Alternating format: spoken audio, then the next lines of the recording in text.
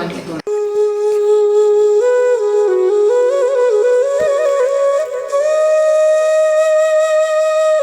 ಇದು ಹಾಲ್.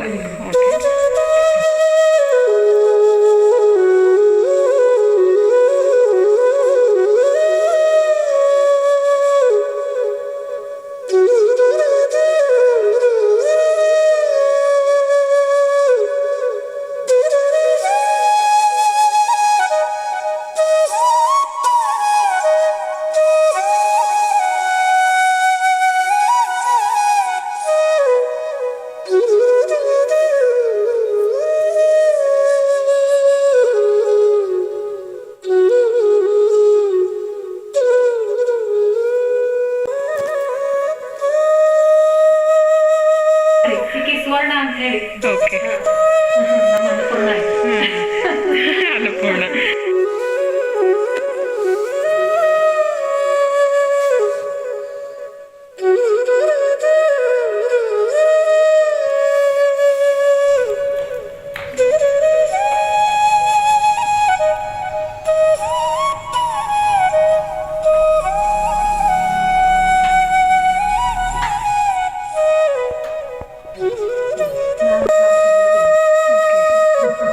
ನಿಮ್ಮ ರೂಮಲ್ಲಿ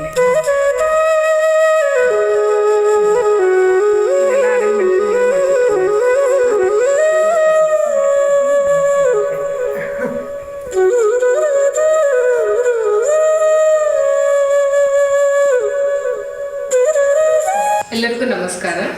ನಾವು ಎಲ್ಲ ನಮ್ಮ ಪೇರೆಂಟ್ಸ್ ಕಡೆ ಏನಾದರೂ ಒಂದು ಓಕೆ ನನಗೇನಾದ್ರು ಸ್ಲಿಪರ್ಸ್ ಬೇಕು, ಬ್ರ್ಯಾಂಡೆಡ್ ಶೂ ಬೇಕು, ನನಗೆ ಅದಿಲ್ಲದೆ ಏನು ಮಾಡೋಂಗಿಲ್ಲ ಅಂತ ಹೇಳಿ ಅನ್ನೋ ಹೊತ್ನಾಗ ನಾವೇನು ಮಾಡಬೇಕು, ಒಬ್ಬ ವ್ಯಕ್ತಿಗೆ ಕಾಲು ಇಲ್ಲದೆ ಇರೋನ್ನ ನೋಡಿ ಗೊತ್ತಾಗುತ್ತೆ ಅವಾಗ ನಾವು ಎಷ್ಟು ಶ್ರೀಮಂತರು ಅಂತ ಹೇಳಿ.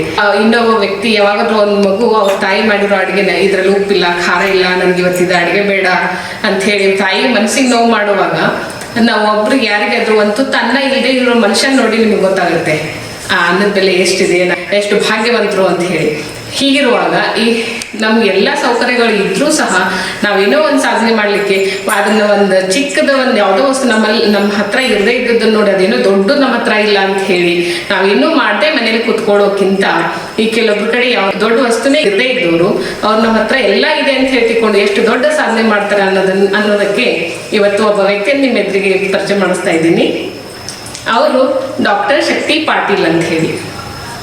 ಬರ್ರಿ ಇವತ್ತೆಲ್ಲರೂ ಅವ್ರನ್ನ ಭೇಟಾಗೋನು, ಅವ್ರ ಕಿರು ಪರಿಚಯ ನಿಮ್ಮೊಂದಿಗೆ. ನಾನು ಹುಟ್ಟಿದ್ದು 3 ಡಿಸೆಂಬರ್ 1972. ನಾನು ಬೆಳಗಾವಲ್ಲಿ ನಾನು ಹುಟ್ಟಿದ್ದು. ಹಾಂ, ಅವಾಗ ನಮ್ಮ ತಂದೆ ಡಿಫೆನ್ಸಲ್ಲಿದ್ದರು, ಇಂಡಿಯನ್ ನೇವಿಯಲ್ಲಿ ಆಫೀಸರ್ ಇದ್ದರು. ನಮ್ಮ ತಾಯಿ ಹೌಸ್ ವೈಫ್ ಗೀತಾ ಪಾಟೀಲ್, ನಮ್ಮ ತಾಯಿ ಹೆಸರು. ತಂದೆ ವೀರನ್ಗೌಡ ಪಾಟೀಲ್.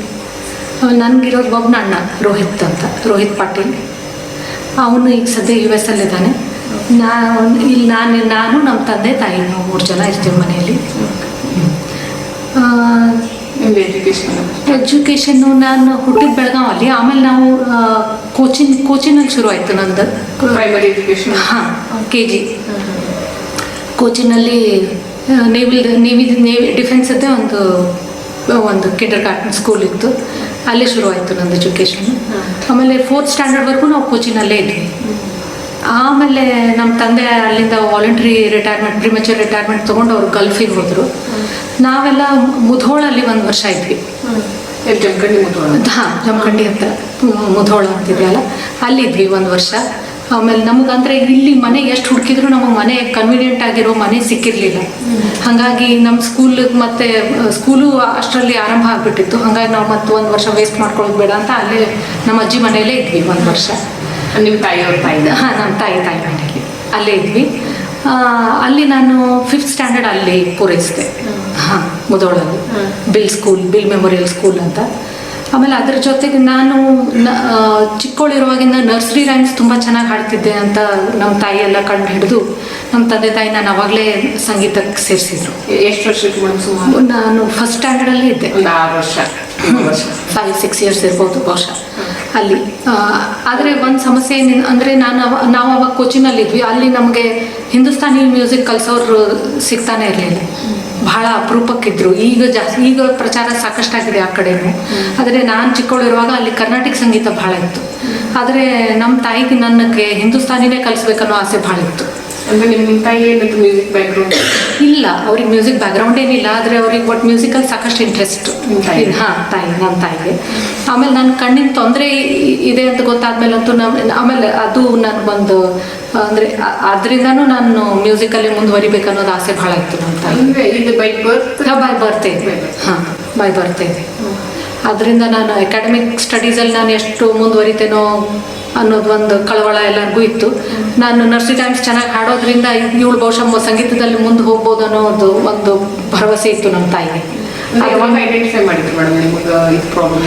ನಾನು 3 months ತೊಳೆದು MN ಜೋಶಿ ಅವರು ಅವರೇ ಡಯಾಗ್ನೋಸ್ ಮಾಡಿದ್ರು. ಆಮೇಲೆ ಅಲ್ಲಿ ಕೋಚಿನಲ್ಲೂ ನಮಗೆ ಒಬ್ಬರು ಟೀಚರ್ ಸಿಕ್ಕರು, ಮ್ಯೂಸಿಕ್ ಟೀಚರ್, ಕರ್ನಾಟಕಿಯವರೇ ಅವರು. ಆದರೆ ಅವರು ಹಿಂದೂಸ್ತಾನಿನೂ ಸ್ವಲ್ಪ ತಕ್ಕ ಮಟ್ಟಿಗೆ ಬೇಸಿಕ್ಸ್ ಎಲ್ಲ ಹೇಳ್ಕೊಡ್ತಿದ್ರು. ಹಾಗಾಗಿ ಅಲ್ಲಿ ಪ್ರಾರಂಭ ಆಯಿತು ನಾನು ಫಸ್ಟ್ ಸ್ಟ್ಯಾಂಡರ್ಡಿಂದ. ರಂಗನಾಥ್ ಪೈ ಅಂತ ಹೇಳಿ ಅವ್ರ ಹೆಸರು. ಆಮೇಲೆ ಅಲ್ಲಿ ಶುರುವಾಗಿ ಆಮೇಲೆ 4 years ಅಲ್ಲಿ ಕಲಿತೆ ಬೇಸಿಕ್ಸ್. ಆಮೇಲೆ ಮುಧೋಳಕ್ಕೆ ಬಂದಮೇಲೆ ಒಬ್ಬರು ಶಂಕರಗೌಡ ಪಾಟೀಲ್ ಅಂತ ಹೇಳಿ ಒಬ್ಬರು ಅಜ್ಜ, 80 ವರ್ಷದವರು ಅವರು. ಅವರ ನಾನು ನೋಡಿ ನನ್ನನ್ನು ಬಹಳ ಇಷ್ಟಪಟ್ಟು 1 ವರ್ಷ ನನಗೆ ಅವರು ಸಂಗೀತ ಕಲಿಸ್ತಿದ್ರು. ಅವರು ಇಲ್ಲಿ ಧಾರವಾಡ ಆಕಾಶವಾಣಿಯಲ್ಲೂ ಆರ್ಟಿಸ್ಟ್ ಇದ್ದರು, ಕ್ಯಾಶುವಲ್ ಆರ್ಟಿಸ್ಟ್ ಇದ್ದರು. ಹಾಗಾಗಿ ಅಲ್ಲಿ ನಂದು ಟ್ರೈನಿಂಗ್ 1 ವರ್ಷ ಅವ್ರ ಕೈಯಲ್ಲಾಯಿತು, ಕ್ಲಾಸಿಕಲ್ ಮ್ಯೂಸಿಕ್.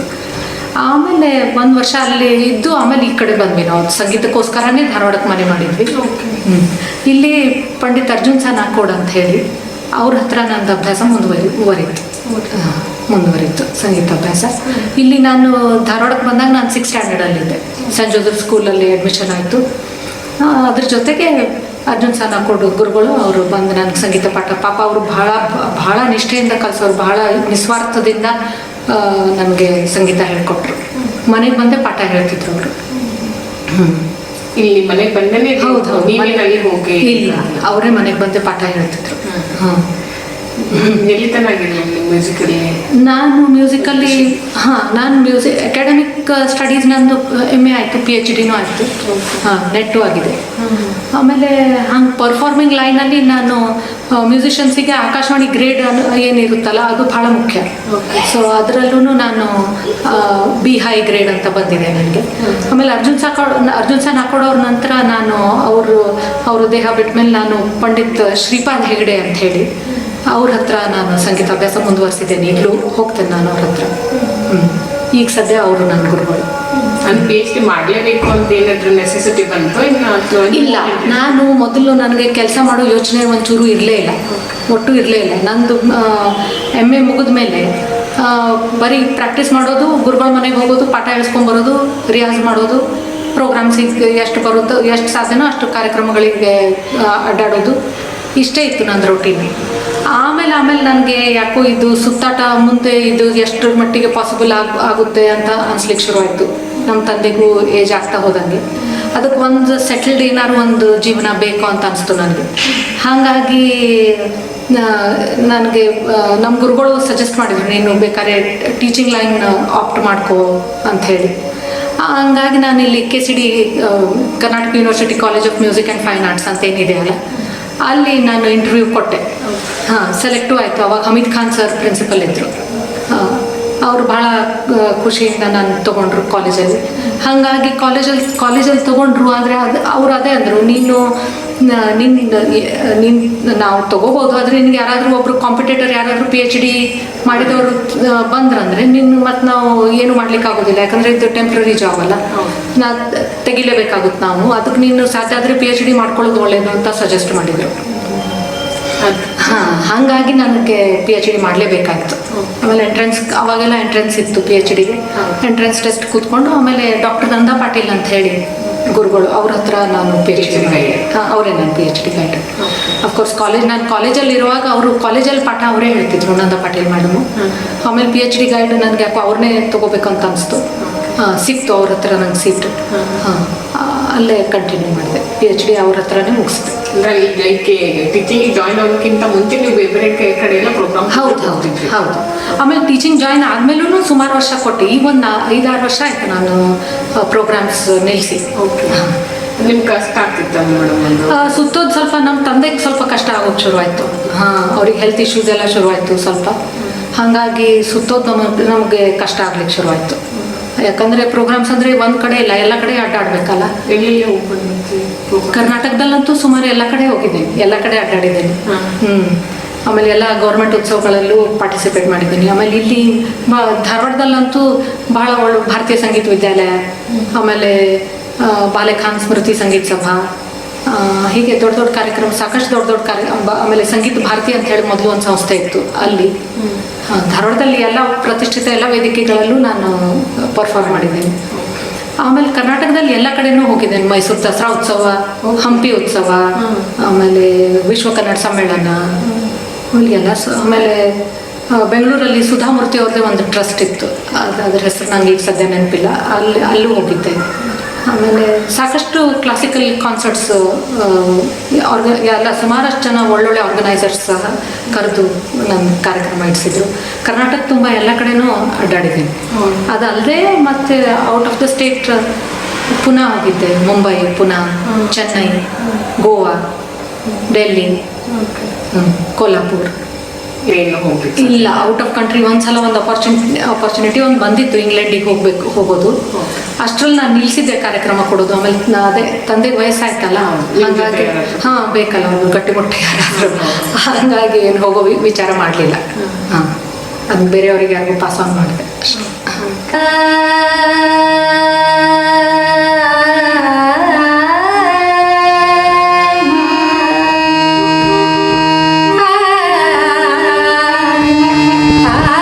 ಕಣ್ಣಿನ ಕತ್ತಲೆಯನ್ನ ಸಂಗೀತವೆಂಬ ಬೆಳಕನ್ನು ಚೆಲ್ಲಿ ತಮ್ಮ ಬದುಕಿನಲ್ಲಿ ಸಂಗೀತವನ್ನೇ ಉಸಿರಾಗಿಸಿಕೊಂಡಿರುವಂತಹ ಶಕ್ತಿ ಪಾಟೀಲ್ ಅವರಿಗೆ ಕರ್ನಾಟಕ ಸರ್ಕಾರದಿಂದ ರಾಜ್ಯ ಪ್ರಶಸ್ತಿ 2010ರಲ್ಲಿ ಹಾಗೂ ಡಾಕ್ಟರ್ ಮಲ್ಲಿಕಾರ್ಜುನ್ ಮನ್ಸೂರ್ ಯುವ ಪುರಸ್ಕಾರ 2009ರಲ್ಲಿ ಮತ್ತು ಸ್ಮೃತಿ ಪುರಸ್ಕಾರವನ್ನು ತಮ್ಮದಾಗಿಸಿಕೊಂಡಿರುವಂತಹ ಹೆಗ್ಗಳಿಕೆ ನಮ್ಮ ಶಕ್ತಿ ಪಾಟೀಲ್ ಅವರದು.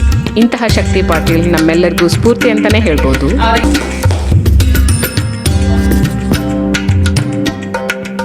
ಯೂಟ್ಯೂಬ್ ಚಾನೆಲ್ನ ಎಲ್ಲರೂ ದಯವಿಟ್ಟು ಸಬ್ಸ್ಕ್ರೈಬ್ ಮಾಡಿರಿ. ಜಾಸ್ತಿ ಸಬ್ಸ್ಕ್ರೈಬರ್ಸ್ ಆದರೆ ಮಾಡೋರ್ಗೂ ಅವ್ರಿಗೂ ಆರ್ಗನೈಸರ್ಗೂ ತುಂಬ ಖುಷಿ ಆಗುತ್ತೆ. ನೀವು ಇದಕ್ಕೆ ಸಬ್ಸ್ಕ್ರೈಬ್ ಮಾಡಿದರೆ ಮತ್ತೆ ಇಂಥ ಹೆಚ್ಚು ವಿಡಿಯೋಸ್ ನಿಮಗೆ ಸಾಕಷ್ಟು ಸಿಗ್ತಾವೆ. ಅವ್ರು ಭಾಳ ಕಷ್ಟಪಟ್ಟು ಮತ್ತು ಹೊಸ ಹೊಸ ವಿಡಿಯೋಸ್ನ ನಿಮ್ಮ ಮುಂದೆ ನಿಮಗೆ ತಲುಪಿಸೋ ಪ್ರಯತ್ನ ಅವ್ರು ಮಾಡ್ತಾರೆ.